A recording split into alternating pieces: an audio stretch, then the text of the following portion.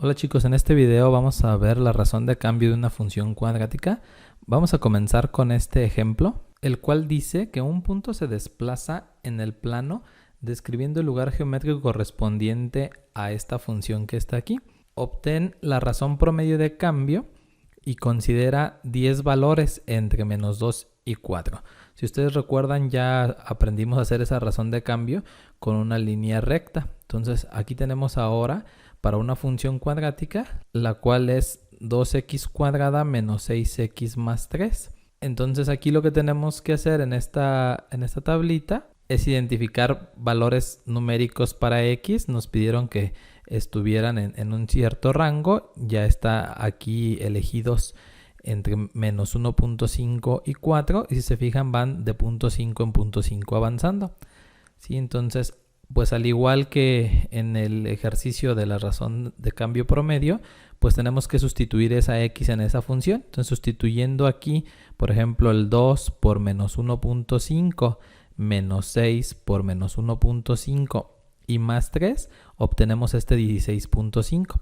Si ustedes recuerdan, en esta primer fila no se pone absolutamente nada porque tomamos de pares en pares de puntos. Entonces tomamos estos dos puntos. Ahora, nos dicen que en esta columna vamos a hacer la resta o la diferencia pues de x2 menos x1. El resultado aquí les dio menos 0.5. Entonces eso quiere decir que este valor de aquí fue x2 y este valor de aquí fue x1. Porque si ustedes se fijan, menos 1.5, que es el x2, menos de la fórmula y menos 1, que vale el x1, hará que este menos por este menos den más, y menos 1.5 más 1 queda menos 0.5. ¿Sí? De tal manera que aquí entonces este se tomó como x2 y este se tomó como x1. Ahora nos piden que hallemos la diferencia de la función valuada en x2 menos la función valuada en x1.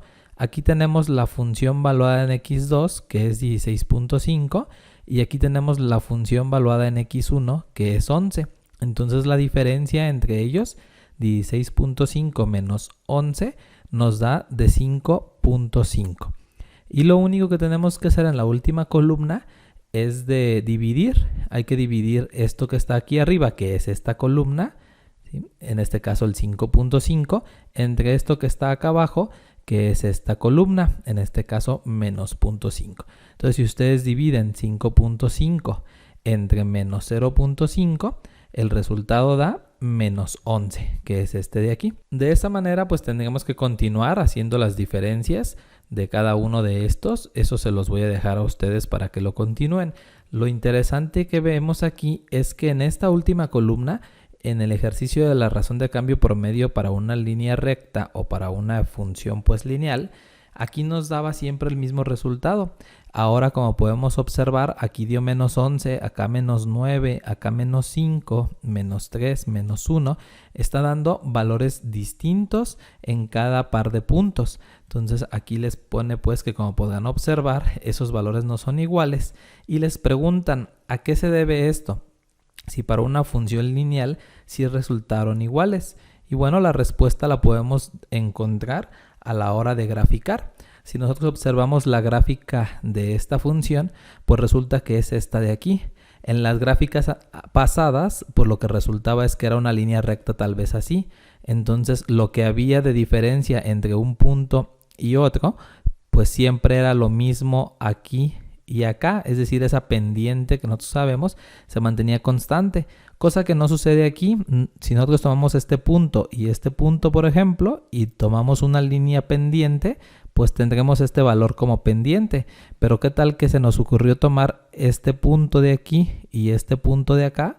Pues entonces el valor como pendiente será este de aquí. Recordemos pues que la pendiente se calcula cuando avanzamos 1 en x, ¿sí? Entonces por cada uno, cuánto subimos o cuánto bajamos según sea el caso.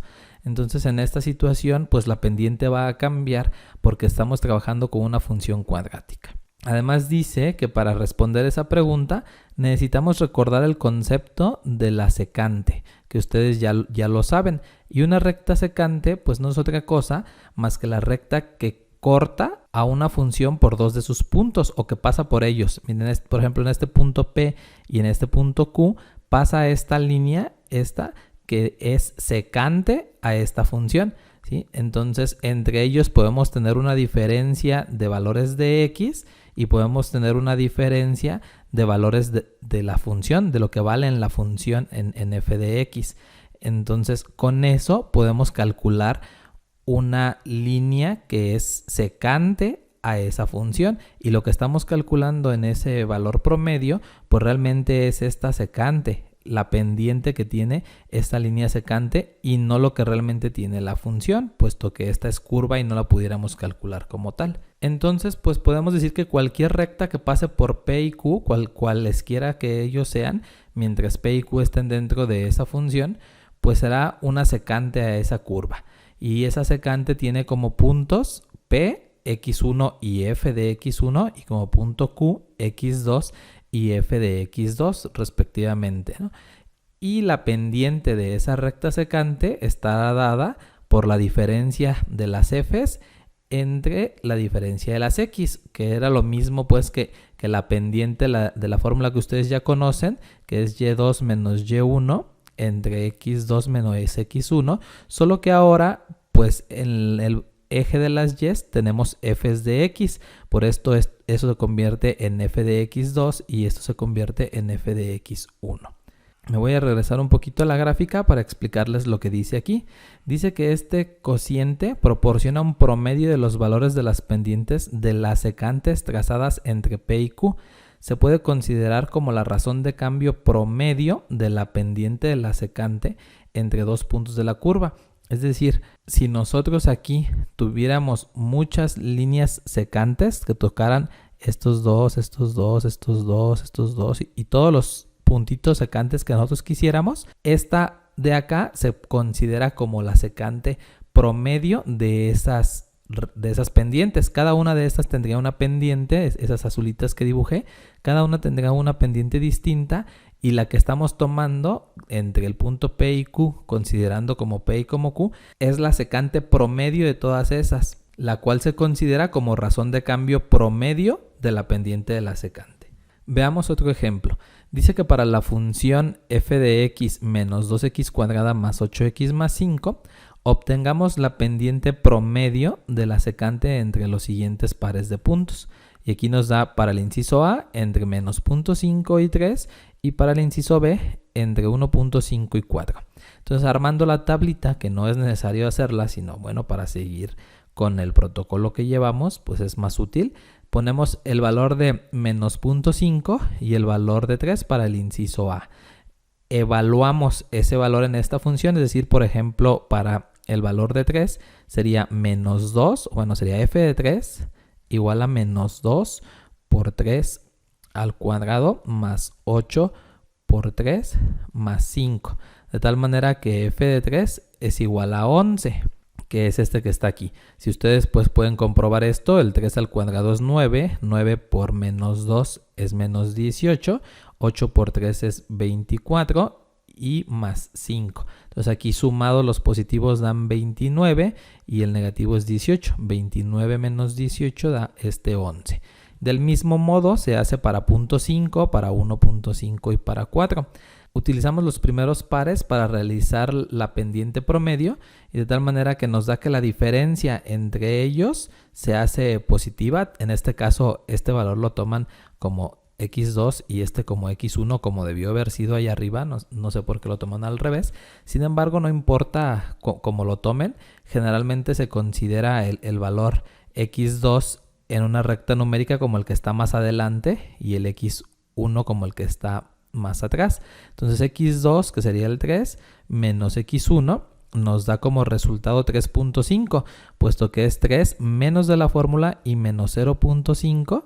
Esto da 3 más 0.5, 3.5. Del mismo modo obtenemos 10.5, que sería 11 menos 0.5, 10.5. Y la división entre ellos, 10.5 entre 3.5, da un 3. Entonces la pendiente promedio de la secante entre esos dos puntos es igual a 3, ¿no? Aquí están los dos puntos. Menos 0.5,05 y 3,11. Ahora para el inciso B tenemos algo muy parecido. evaluamos la función en 1.5 y en 4 y pues obtenemos 12.5 y 5. Haciendo diferencias, 4 menos 1.5 es 2.5 y 5 menos 12.5 es menos 7.5.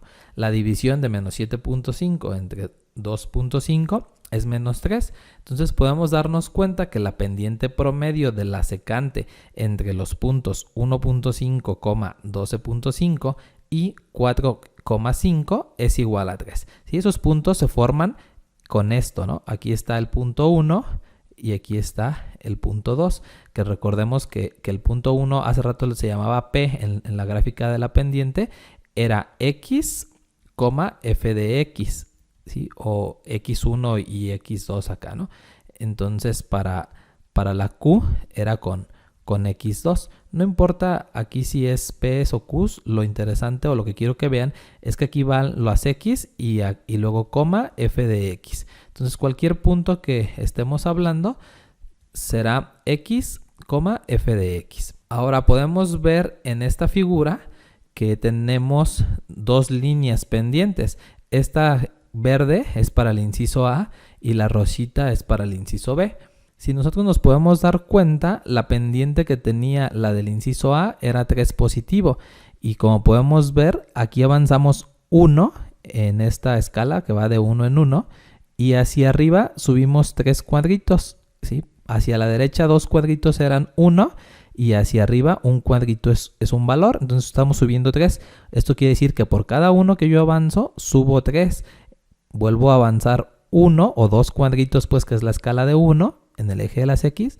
Vuelvo a subir 3 y tengo esa pendiente que me dice que por cada 1 que yo avanzo en X, subo 3 valores. Para la rosa nos podemos dar cuenta, cosa que pasa algo muy similar, ¿no? Cuando yo avanzo 1, ahora voy a disminuir 3. Avanzo 1, disminuyo 3. ¿Sí? Entonces, por cada 1 que yo avanzo, disminuyo 3. Y entonces por eso la pendiente es de menos 3. Como podemos ver entonces aquí, los puntos que estábamos considerando era este y este donde está cruzando la función. Los puntos que consideramos en la otra es este de aquí y este de acá. Entonces, como podemos ver, entre dos puntos que tenga esta función, pues las pendientes pueden ser diferentes. Lo que está sucediendo es que esta pendiente de 3 me da las pendientes promedio de todas las pendientes que hay aquí hasta llegar aquí. Y esa pendiente de menos 3 me da el promedio de todas las pendientes que hay aquí, en esta de aquí, ¿no?